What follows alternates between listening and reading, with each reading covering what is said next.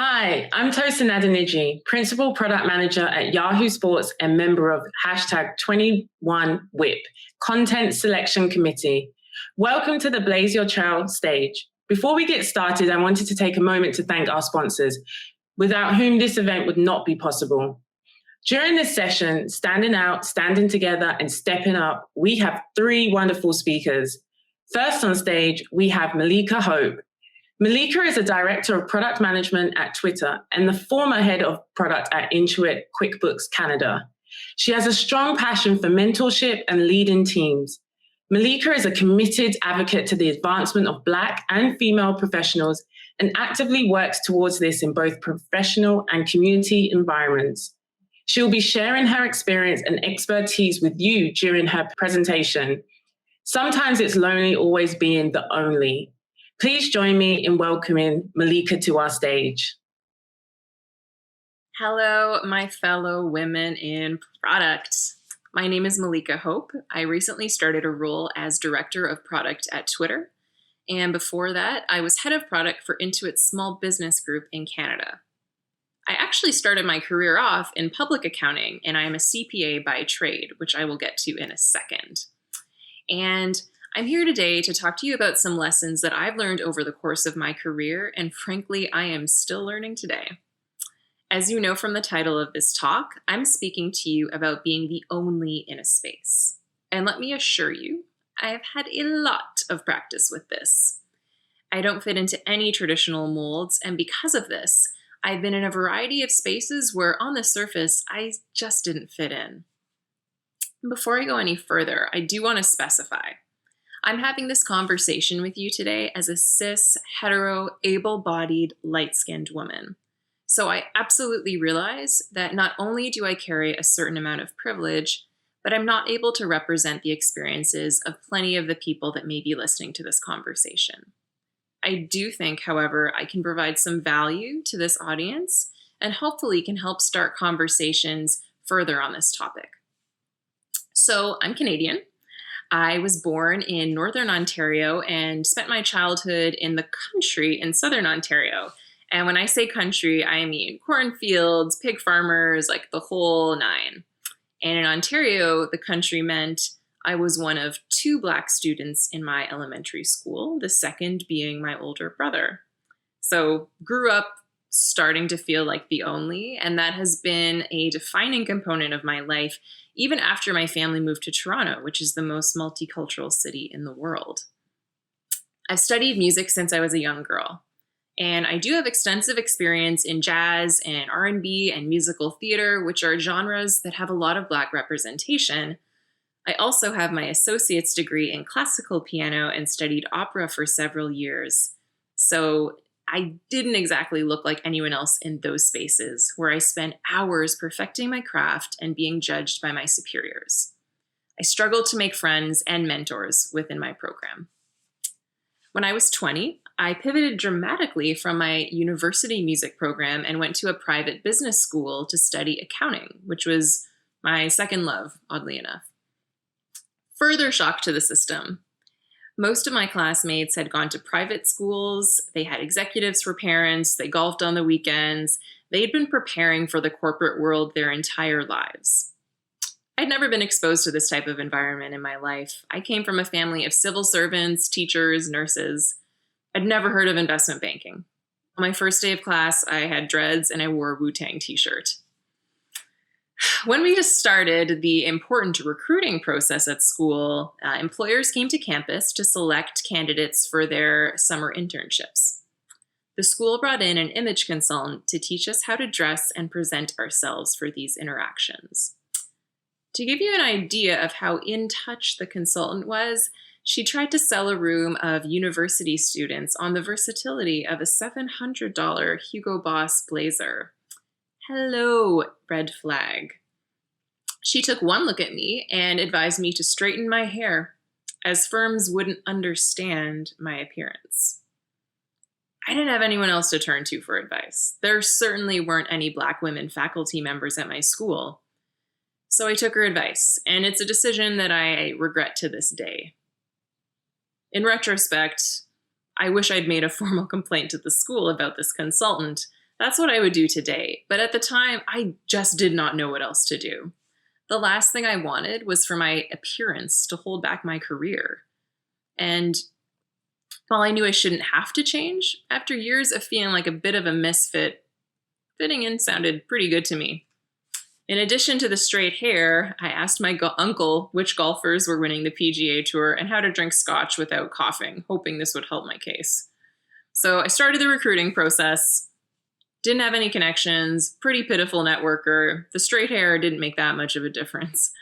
I was shy by nature, and at that point, my business school experience seemed to have just reinforced the fact that I had nothing in common with most people in this world. Thankfully, I did land a job at a smaller accounting firm, which turned into my first real job outside of school. My first year, I really struggled. If I felt out of place with the corporate kids in business school, it was even worse with the CFOs and other execs I was expected to work with daily at my client sites.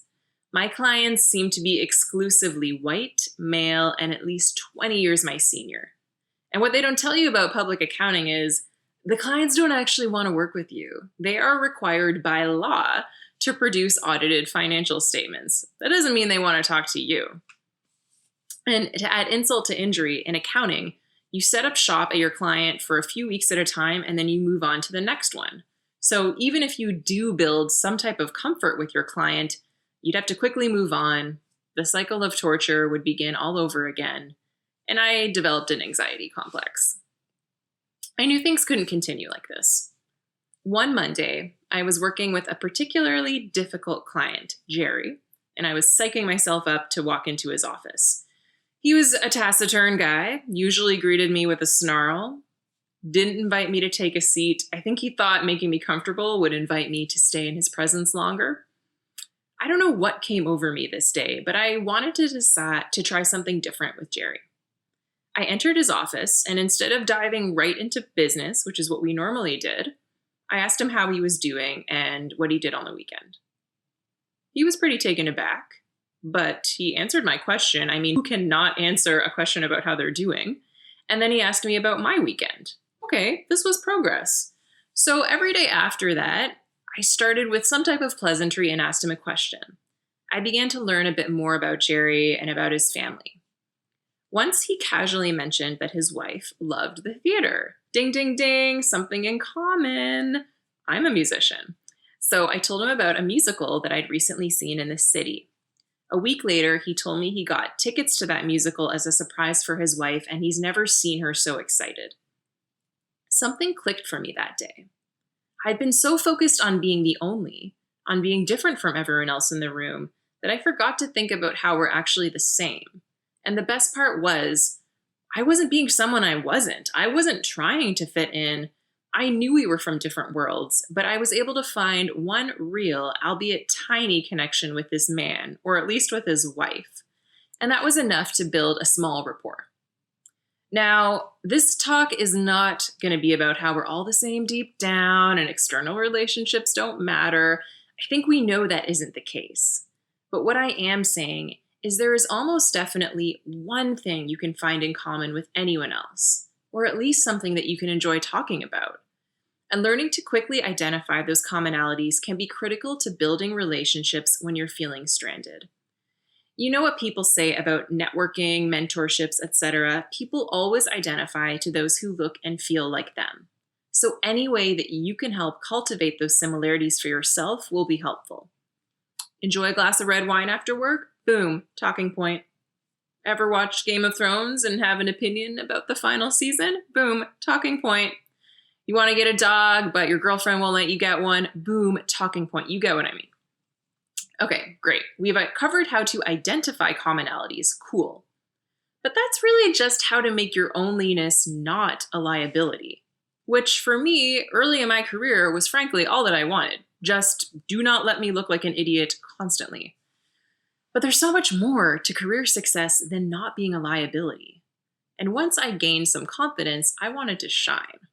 And this is where being the only can be a good thing for you and for others. You know, as the only, you're going to get noticed. When you look and sound like no one else in the room, you're going to get noticed. So let's get you noticed for the good stuff. Now, let me preface by acknowledging great work and original thought have to be considered a baseline for this. I know you can succeed in life without doing great work, but the people that do that generally aren't the onlys. If you want to do more than just get by, if you want to get noticed in the working world, I'm going to assume that you can back it up. You want to be noticed because you're a rock star at your job and you have something to say. You just need people to listen in the right place and at the right time. About 5 years ago, I was working at Intuit as a senior product manager. Our CEO at the time was Brad Smith, and he did a tour where he would visit every site outside of California once a year. That year, the entire Toronto office went to a banquet hall. Brad spoke to us, and then he did some Q&A. People asked him questions about the company, our strategy, our future. When it was my turn on the mic, I looked Brad in the eye, and I asked, Brad, I'd love to understand what tactical steps the company is taking to address racial and gender diversity at both the staff and leadership levels. Mic drop. Now, for some context, I know if I asked that question today, it'd be pretty normal. This is a very big piece of the conversation in 2021. A CEO would be prepared for it. 5 years ago, that was not the case. And I think, frankly, to a lot of people, it was a bit shocking that I would put the CEO on the spot like that in front of so many people.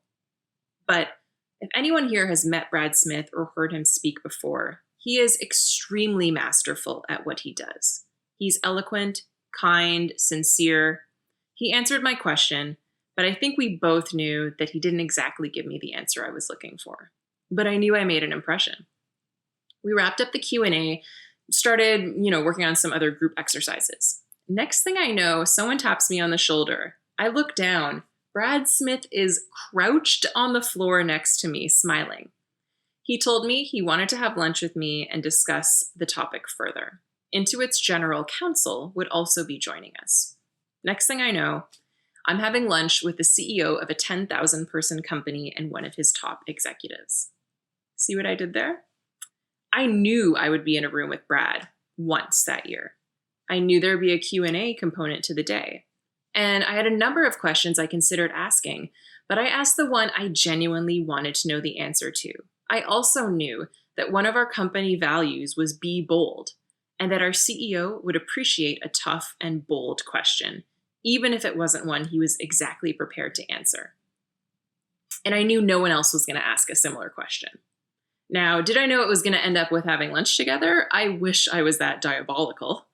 I didn't know that was going to happen, but I was ready to get noticed, and it paid great dividends. A lot of people took notice of that question. I took up space in that room in the right way, on my terms, and it felt amazing. So what have we covered so far? We know I was an only my entire career and life, frankly. We know that when I tried to blend in ways that weren't authentic, I failed. And we also know that when I made an effort to find real connections with my colleagues, however small, it worked, and it helped me build confidence professionally. We know that when I took that confidence and built a foundation of great work and combined them, I was ready to leverage my onlyness to be noticed in the right way. And I did this again and again in different spaces and situations to get where I am now. And there's one final thing I do want to mention. Even if you feel like the only, even if you are the only in the space you're in right now, you're not the only one that's there. And there are two really important pieces of your network and community that you need to build if you're going to survive. And I call them my personal circle. There's your network of fellow onlys that can help support you. And then there's your network of allies. And when I say allies, I do not mean, a feminist ally or a racial equity ally. I mean a personal ally that's unique to you. Someone that doesn't look or sound like you, but someone that will still be important to your career. And I promise you will find some throughout. If you limit your circle to just people who you immediately feel comfortable with or look just like you, you're missing out on many great relationships and great opportunities. I've only had one female boss in my entire career. So if I limited mentors to female bosses, I'd be left out. You have to find a way to build connections with other people. My first boss at Intuit was nothing like me when I met him. White dude, 10 years my senior. He looked kind of like one of the entitled guys I went to business school with. In his free time, he goes hunting and fishing, that type of stuff. Not my vibe. But we have very similar personalities and communication styles, and that quickly built a rapport between us. He wasn't the most present boss. He was in a different country and a different time zone, but our interactions were always incredibly positive, and he taught me a ton about how a true career advocate operates. When he left the company, I was bummed. I was missing out on this great ally. But then 6 months later, he reached out to check on me. This gave me an opening, and I took it. I continue to reach out to him regularly, and I see him every time I travel to California. That's the key piece. When he gave me an opening, I took advantage of it. I have a few other allies in my circle who fit the same profile that I've met at different points in my career. I met them through random interactions at work, identified something quickly that we had in common, and I put in the effort to keep the relationship going. Remember how I started this talk about finding small things in common with people? Once that's happened, you'll know in your gut if it's worth taking that relationship further and building a true allyship. But it's not easy, and personal allies will likely be rare, so ensure you put in the effort to make sure they stay allies for life. I send mine Christmas cards every year and have a calendar reminder to get in touch with them all once a quarter. In addition to these allies, you absolutely need people in your personal circle who do look and act like you, with whom you can feel completely safe and comfortable. And I actually didn't have this in my circle until a few years ago, but let me tell you, it feels amazing. Most larger companies have employee resource groups where you can find your fellow women, your cultural or ethnic community, or even just people you share interests with. At Intuit last year, we held Black resilience workshops for Black employees, and we were encouraged to find a liberation buddy, someone that you could create a regular touch point with just to check in and make sure you are feeling safe at work. I love that practice and encourage all of you to find your own resilient or liberation buddy. And if you work at a smaller company or don't feel comfortable having these types of close relationships at work, look externally. Conferences like this are a great way to build this type of personal circle. I've made a ton of beneficial relationships through external networks, and I also have a small circle of mentees that I work with regularly. It's critical to find communities where you can honestly share your experiences and places where you're far from being the only, you are the norm. Once I had both circles established, I knew the importance of regular communication with both, and this has been super critical during the pandemic. Social work interactions became rare, so I started scheduling them to maintain my sanity. If you feel like an only 90% of the time, that 10% of time will be so precious and can truly keep you going. Okay, so let's quickly summarize what I discussed today. Number 1, being your authentic self is extremely important. People will see through you if you try to just fit in a way that makes you inauthentic. Instead, focus on doing great work as your authentic self and identify small ways to build connections with people that will be critical to your career. 2, as an only, you're gonna stand out. Use this to your advantage. If you're getting attention, ensure it's directed to the fact that you're doing great work and have great ideas. Stand out in the right way. And 3rd, there are definitely other individuals within your organization who also feel like onlys. Find them, connect with them. If you can't, try to find external communities where you feel safe and welcome. In addition, cultivate a network of personal allies, and most importantly, put effort into maintaining these relationships as they'll be very rare and they're very special. Being an only never stops being a challenge. There's still plenty of circumstances where I enter a space and feel like all eyes are on me, and not in a good way. But I think I've done a pretty good job of overcoming so much doubt, realizing my power, and taking up space in a good way. I've made being an only my superpower, and I hope with these tools, you can start to do the same. Thank you. Thank you, Melika. Next up, welcome Liora Simozar. Liora is a senior product manager for the moving team at Clutter. She joined Clutter as their first product hire in 2016 and has focused most of her time laying the foundation for the core business and starting new product lines. Liora is also co-founded and co-leads Women in Product Los Angeles. Join me in welcoming Liora to our stage for her presentation, Building and Leveraging a Peer Group. Hi, my name is Liora Simozar, and I'm a senior product manager at Clutter based in Los Angeles. And today, I'm going to talk to you about how you can build and leverage a supportive peer group. Throughout my career, I've always worked at startups. In fact, I've always been the first product hire. So I haven't always had a large product team, let alone other women in product, that I can depend on for support. And so instead, I've always relied on having peers at other companies to give me some of that support that I'm not always getting at work. In my time and throughout my career, what I've discovered is having peer groups is just as valuable, if not more valuable, than having really great mentors. And it turns out I'm not alone in thinking that way. In my time as a chapter co-lead for the LA chapter of Women in Product, what I've discovered is that the number one reason people attend our events is to connect with other peers and build a supportive peer group. So clearly, people understand the value that can be obtained from having a supportive peer group. The biggest mistake we make in our careers is not investing in relationships.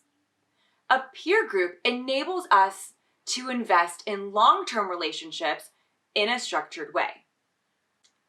It is really easy to go day in and day out focused only on your job and not paying attention to the opportunities that would come if we cultivated our relationships.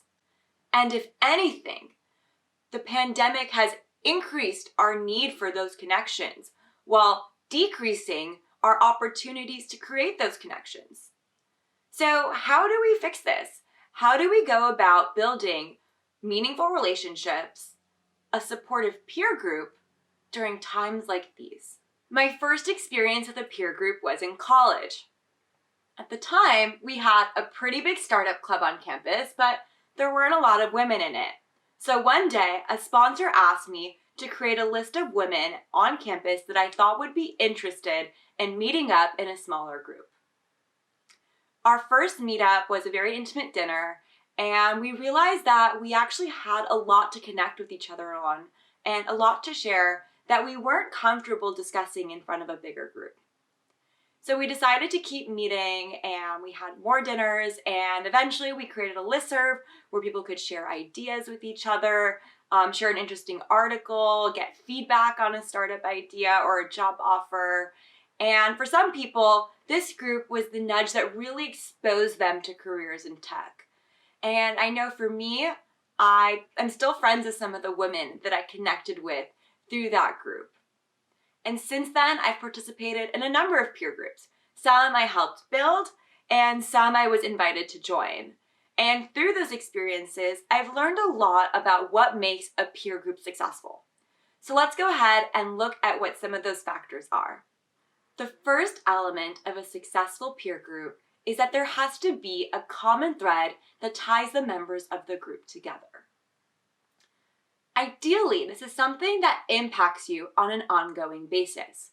For example, it might be the industry that you're in. I am a PM working at a logistics startup, and so I might find that I'm solving similar problems as another PM that's focused on the logistics space. It could also be the stage of the company that you're at, right? We find that being a PM at a startup might be a little bit different than being a PM at a big tech company. You might also find that the stage of your career matters. For example, people who are fresh out of college might have different needs from a peer group than people who are managing a large team. Another is the part of the product that you work on. If you're really focused on marketing, or if you're really focused on back end, you might find that you're solving similar problems as other PMs that are also working on those things. Another one that I love is geography. In addition to the added perk of being able to actually meet in person, I often find that people located in the same city, that there's a correlation with the type of culture you're exposed to, the type of companies that are attracted to that city and the industry that you're in. I know for me personally, as an LA girl, I always connect really well with other PMs who love LA just as much as I do. And the last thing you can consider is a shared background. Now, this is more of a broad catch-all, but it should be something that impacts you on an ongoing basis. For example, the stage of life that you're in. For example, if you're a mom, you might find that you connect better with other product managers who are also moms, and that there's something there that really gives you guys something to bond over and connect over. I know for me personally, the most successful peer group I've been a part of, our common thread was that we had a shared heritage. And the least successful peer group I was a part of, the common thread was that we were mid-level women in a broad range of technical roles at startups in the same venture portfolio. And it turns out that being at startups in the same venture portfolio, it just wasn't enough of a common thread for us to have the level of enthusiasm needed to keep the group going.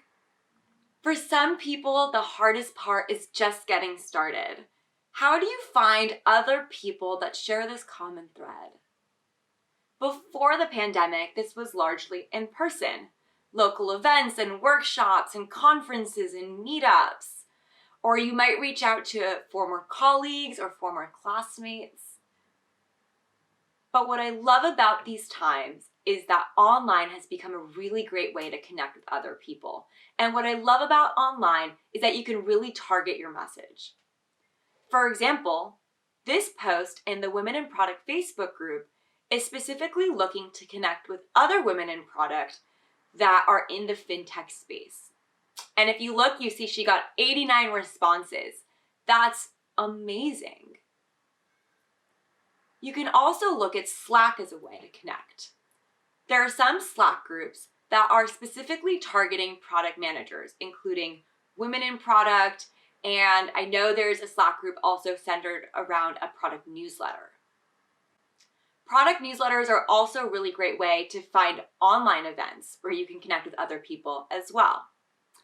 And in fact, you guys are at an online event right now. So why don't we take this opportunity right here, right now, to see if we can start making some connections with other people. I want you to go ahead and in the chat, I want you to write your name, your location, your title, and your industry. And I also want you to share one interesting thing about you that's affected your career as a product manager. For example, my name is Liora. I'm a senior product manager based in Los Angeles, and I work in the logistics space. And one thing about me is that I've always been the first product hire. I've been the first product hire 3 times. And so I've always found that I connect really well with other people who are also the first or only PM at their company. If you see someone's bio in the chat that interests you, reach out to them and let's see if we can start building some meaningful relationships. Don't forget to ask for help. I've always found that talking about what I'm trying to build and who I'm looking for has helped other people connect me with the right people. So you don't even need to look necessarily for people that you think are a good fit. You can always ask for help from people that you think are well connected and can help you identify people that you think would be a good fit, that they think would be a good fit for your group. The second element of a successful peer group is that it has to be a safe space. In order to build strong, sustainable relationships over the long term, people have to feel comfortable being vulnerable and sharing with each other. Now, there's 2 things to think about when you're trying to build a safe space. The first one is the size of your group. On the one hand, you don't want a group that's too big. Not only is that a scheduling nightmare, but in front of a large group, some people might not feel comfortable sharing, and certainly not everyone will have the chance to participate. And so when that happens, people tend to tune out, and it can really affect the culture of your group. So try to keep it to a maximum of 10 people. And if you have more than that, consider breaking up into 2 smaller groups so that everyone has the chance to participate. The second aspect to create a safe space is you really want to think about not having two members of the peer group that are on the same team or cross paths professionally. You want there to be some distance between the members of your peer group because that's what makes them comfortable sharing in front of other people. They might not be as honest if someone else in the group is involved in the situation that they're in. The third element of a successful peer group is that it has to be sustainable. The real value of a peer group is unlocked over the long term. So how do we create an environment where people want to continue to participate and continue to contribute? Now, we know that peer groups are in demand, but the reality is that many people cannot make the time and commit to being part of a peer group. What you'll usually find when you're creating a peer group is that there's a lot of interest in the beginning, right? We saw that Facebook post and there was 89 comments on it. But what you'll find is that people will drop off pretty quickly and naturally. And that's okay, because what you're looking for is a core group of people who are committed and enthusiastic about being part of your peer group. Now, there's two things that you want to keep in mind when you're setting up that first meeting. That first meeting is really important for creating a sustainable foundation. The first thing you want in your first meeting is you want to build rapport.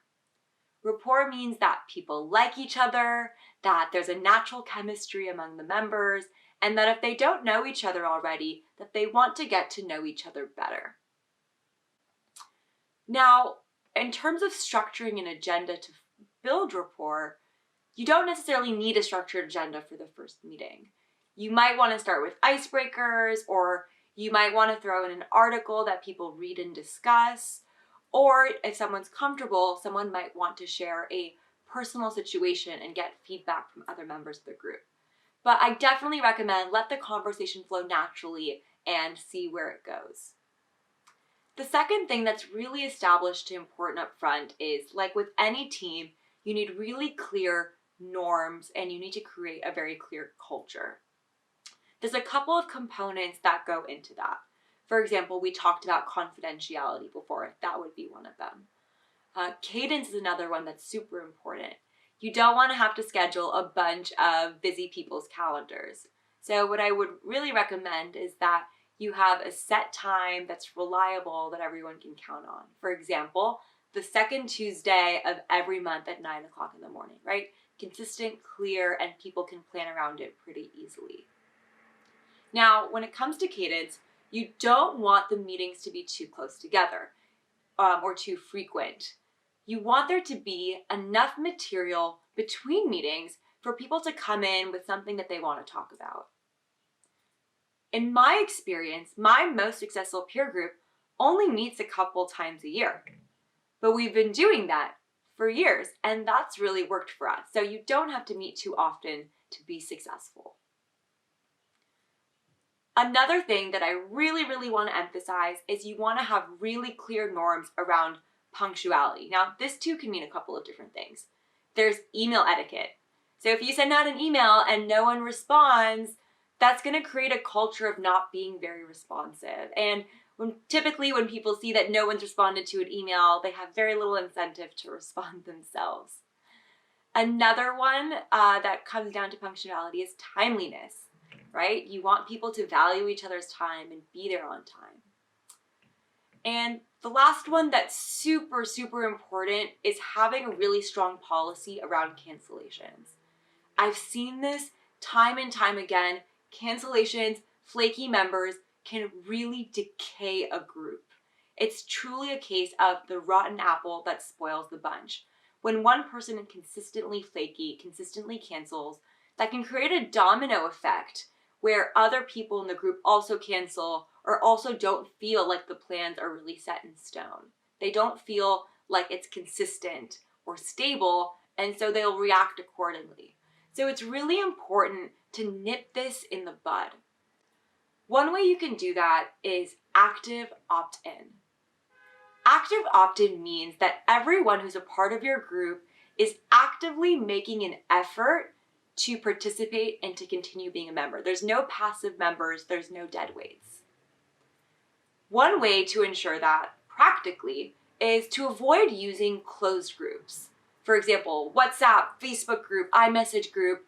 These types of groups, everyone is a member by default. Once you're in, you can only leave by explicitly leaving or being kicked out. That's passive membership. You want to avoid that. You want to make sure that you have a mechanism to ensure that everyone who's a part of the group continues to participate, especially early on. So for example, you might decide in the first meeting that only the people there will schedule for the second meeting. Or you might have a policy around automatically removing someone if they miss a certain number of meetings in a row. Use your best judgment and work as a team to come up with what those norms should be and what norms make the most sense for you. But I really want to emphasize, I've seen it time and time again, a single flaky member, a single person who cancels very often, who just can't be there, can completely change the group dynamic and prevent the group from being sustainable. So remember, a successful peer group has a common thread, it creates a safe space, and it is built off of a sustainable foundation. Thank you so much for watching this session. I wish you guys the best of luck building your own peer groups, and I hope you get as much out of them as I've gotten out of mine. Have a wonderful rest of the conference, and I hope to see you in the interactive session. Thank you. Thank you, Liora. Next up, please welcome Shelly Kalish. Shelly is a product director at American Express, leading the mobile app team responsible for adding value-infused benefits, such as membership and digital servicing. Throughout her career, she's led and cultivated highly talented product teams, driving a shared vision cross-functionally, the result of which has led to the launch of global products and platforms, critical for the business across B2C and B2B product lines. Join me in welcoming Shelly to our stage for her presentation, Managing Your Manager. Hey everyone. How many of you had really great managers? Like the ones that are super inspirational and you would follow them anywhere? Now, how many of you had not so great managers, kind of bad ones maybe? I've had both. Really great managers, but also not so great ones.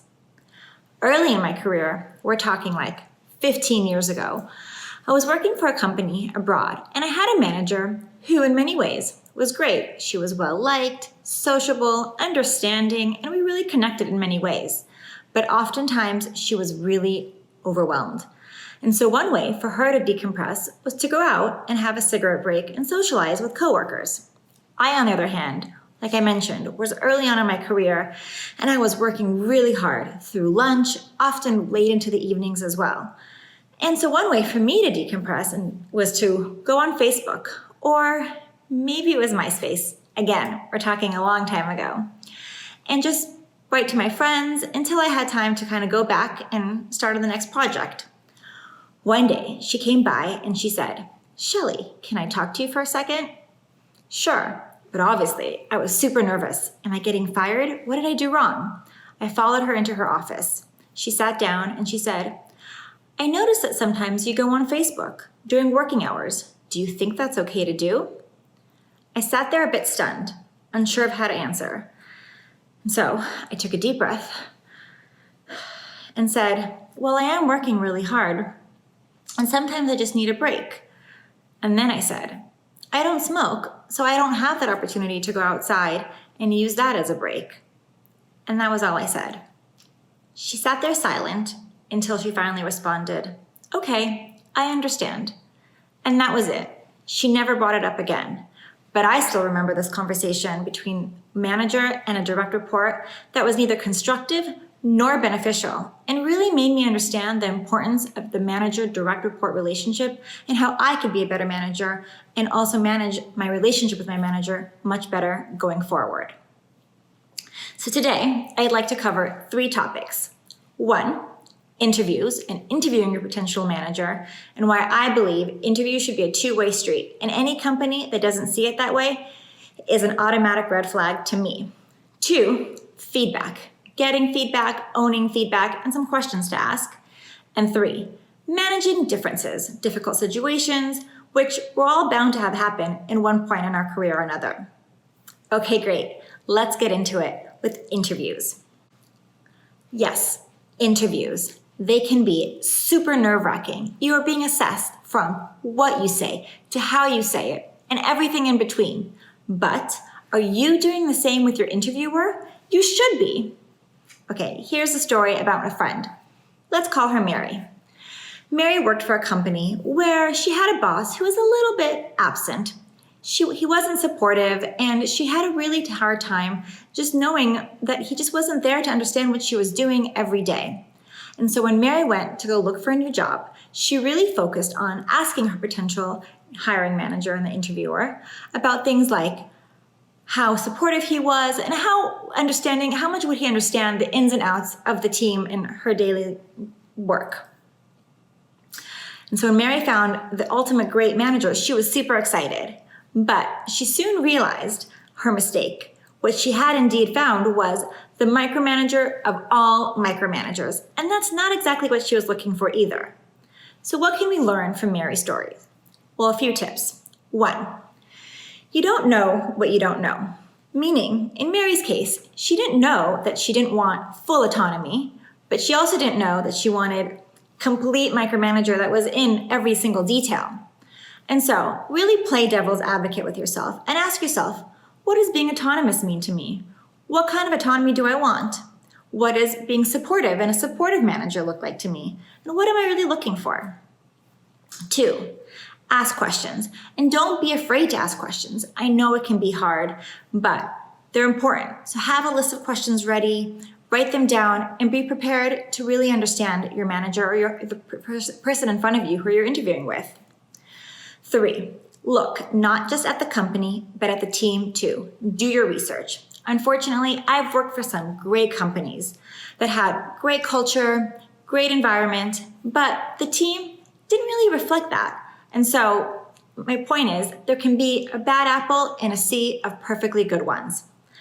And lastly, really important, use your intuition. It's there for a reason. Gut check with yourself. Ask yourself, can I see myself working with this person every single day? Do I connect with this person in front of me? And use that to really understand if this is the right choice. Okay, great. Now, let's get into feedback. Feedback. I believe feedback is the most crucial component between the direct report and manager relationship. Without it, you can't grow, you can't learn, you can't even effectively do your job. As product managers, we know that feedback from our customers is essential to make our product better. So why wouldn't it be the same for us, people, the most important product of all? Did you know that women are 20% less likely than men to get difficult feedback, which can really help us improve? Yes, feedback is important, but it's also hard. It's hard for the manager, it's hard for the person sitting in front of them, it's hard to listen to it, it's hard to give it. And so what can we do to make it better? Lots of things. But first, quickly, one of my managers was really bad at giving feedback, no matter how hard I tried. All I wanted to know was, am I good at what I'm doing? How can I do better? And so I kept asking for more feedback, but he wasn't really giving me anything, and I was getting increasingly frustrated because all I want to do is get better. So I took a step back and asked myself, what can I do differently here? I tried with 1, setting the foundation of trust and really trying to understand my manager in front of me, maybe giving him feedback and opening up that relationship into a reciprocal one. And also 2, trying to really ask specific questions. For example, what competencies do I have or am I really good at? What are some things I need to get better at? If I go for this role, will you support me? Why or why not? Or how did you get proficient in these skills? And really trying to hone in on specific things that he could respond to versus just, can I get some feedback? And remember, it's not easy for your manager, so try to put yourself in their position as well and really build that foundation. So, a few more tips. 1, you really need to own the feedback process. Don't expect it to just be handed to you. Yes, as managers, we have a responsibility to give feedback to the people we work with, but it's also on us to ask for that feedback on a monthly basis through OKRs and goals, monthly in our one-on-ones, in any way we can. 2, how are some different ways we can ask for it? In one of my favorite books, Radical Candor, Kim Scott talks about asking for feedback after, let's say, a presentation. You can turn to your director, to your manager or a colleague, and just say, "How did I do?" And pause. Embrace that awkward silence. Oftentimes, it will result in that other person filling the silence with actual feedback. That's a win. And lastly, learning how to accept it and action on it. Yes, again, feedback can be hard to get. But if we show that we're listening and that we're actioning on it, we're more likely to get feedback again and again. Okay, great. Last, let's talk about managing differences. Okay, managing differences. This is really hard because it can run the gamut. It can be having a boss that is just completely different from you. You're introverted, he's extroverted. You're a harmonizer and they are super bossy. It could be a boss who, like my friend Mary had, who was absent, or a micromanager, or someone who takes credit for all of your ideas. Or just having a boss that's, let's face it, is just not that good. It's hard here because it's so circumstantial, but let's talk about some things we can do. Let's say you're in a difficult situation or managing some differences. I would proceed with caution, but definitely proceed, meaning we should definitely try to manage the situation. Try to make it better. Be smart about what you say, but also be careful. Again, not everyone is good at accepting feedback, and it can be hard. 2, try to find other leaders in your organization that you can connect with and you can use as a sounding board. Go to them when you're having a situation or scenario that you need help with and listen to their perspective and ask for their advice. 3, try to find something with your manager that you can connect on, building some foundation of trust or some sort of rapport with your manager as well. It could even be a TV show that you're both watching and really like, or maybe you were just in a meeting together and you were both aligned on an approach. Anything that, again, you can understand their style and really try to connect with them. And lastly, check in with yourself. Is this a one-off or is it constant? Is it really affecting your day-to-day? And remember, if it's just getting too difficult to manage, it's okay to look elsewhere. Okay, so we spoke about interviews and feedback and differences. So to finish off, I want to give you some key takeaways to use as guiding principles. First, it's not you, it's me. Own that relationship. You're the one driving the car. They can direct you, telling you when to accelerate, hit the brakes, or even move that traffic cone for you. But ultimately, you're in the driver's seat and you really need to own this relationship too. Second, asking yourself, who am I? What are my goals? What are my values? What drives me? Try to know yourself. Okay, you don't have to have it all figured out, but at least have an idea of where you want to go and use that to help guide you. And lastly, remember, your body is your voice. If you're frustrated or stressed or mad, it will definitely show in your body language and overall in your voice. So take a deep breath, write things down, practice, try to talk to somebody beforehand to better understand how you can get a new perspective or a new approach. I really hope that this piece of advice or any of the things that we mentioned today can really help you whether you're having interviews, trying to work through feedback, or managing differences with your manager. Yes, you will have some good managers and bad managers throughout your career. Try to use each one as a learning opportunity. Ultimately, the relationship you have with your manager is so important to your career happiness and even your health. So it's really important we manage it right. Thank you all for joining me today, and I can't wait to hear your stories. Thank you, Melika, Liora, Shelly, and to all those who have joined us today. Did you enjoy this as much as I did? Connect with our speakers in our follow-up interactive sessions later today. Check the agenda for more details, and coming up next on this stage, stay in the room.